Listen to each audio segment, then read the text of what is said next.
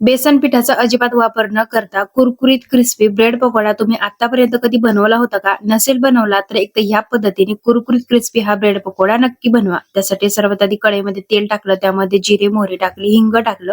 त्यानंतर ना ह्याच्यामध्ये चिरलेली हिरवी मिरची, अद्रक, लसूण टाकून परतून घेतलं. हळद पावडर टाकायची, उकडलेले बटाटे अगदी बारीक कुस्करून घेतली ह्याच्यामध्ये टाकून आणि चवीनुसार मीठ टाकायचं. परतून घ्यायचे आहेत. बटाट्याची चटणी आपली इथं तयार झालेली आहे.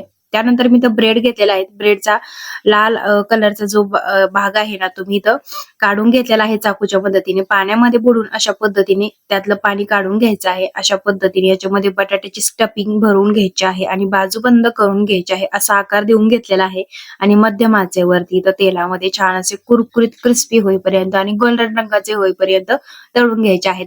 आता हे ब्रेड पकोडा काढण्यासाठी ओढीचा युनिरॅप पेपर मी इथं वापरलेला आहे आणि तुम्ही सुद्धा ह्या पावसाळ्यामध्ये असा हा बेसन पिठाचा अजिबात वापर न करता कुरकुरीत क्रिस्पी हा ब्रेड पकोडा नक्की बनवून बघा.